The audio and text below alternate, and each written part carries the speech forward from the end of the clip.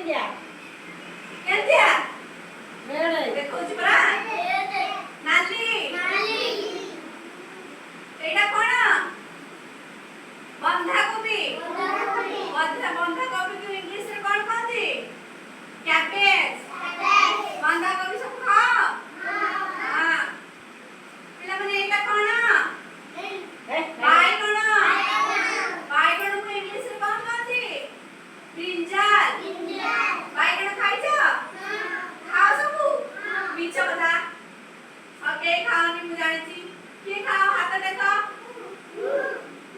ସମସ୍ତେ ଖାଅ ମତେ କାହିଁ ଲାଗୁନି ଆଉ ଏଇଟା କଣ ପମ୍ପକିନ୍ କଖାରୁ ହେଲା କଖାରୁ ପାଚିଲେ କିପରି ରଙ୍ଗ କିପରି ପାଚିଲେ ହଳଦିଆ ଆଉ ଅଭି କଞ୍ଚା ବେଳେ ଗ୍ରୀନ ଆଉ ଏଇଟା କଣ ପିଲାମାନେ ପିଆଜକୁ ଇଂଲିଶରେ କଣ କହନ୍ତି ଓନିଅନ୍ ତମେ ପିଆଜ ଖାଅ କୋଉଥିରେ ଖାଅ ଭାତରେ ପଡେ କୋଉଥିରେ ଆଳୁ ଚକଟାରେ ପଡେନି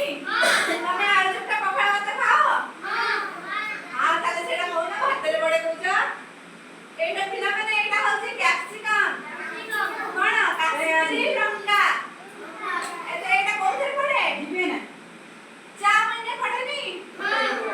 ଆଉ କୋବି ଚିଲି ଖାଇଛ ଆଧିରେ ପଡେନି ପିଲାମାନେ ଏଇଟା ହଉଛି କଲରା କିଏ ଖାଅ ସତ କହିଲା ହାତ ଦେଖ ଜମା କେହି ଖାଅନି ମୁଁ ଜାଣିଛି କେହି ଖାଅନି କଲରା କେମିତି ଲାଗେ ତା ସ୍ୱାଦ କିପରି ଯଦି ଖାଇଛ କୁହ ପିତା ତମେ ଚିପ୍ସ କରି ଖାଅ ପିଲାମାନେ ଏଇଟା କଣ ପୋଟଳ କିଏ ଖାଅ ଆକୁ କହନ୍ତି ପଏଣ୍ଟେଡ ବ୍ରାଉନ୍ ହେଲା ପୋଟଳକୁ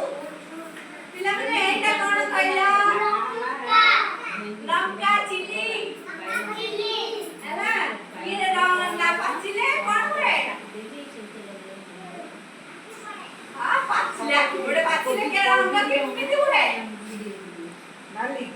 ନାଲି ଆଉ ବହୁତ ରାଗ ହୁଏ ପାଚିଲେ ଖାଇছে ରଖ ନା ଆଉ ଇଏ କଞ୍ଚା ବେଳେ କେମିତି ରଙ୍ଗ ହୁଏ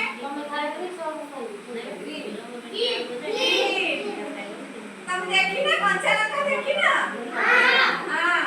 ଆଉ ପିଲାମାନେ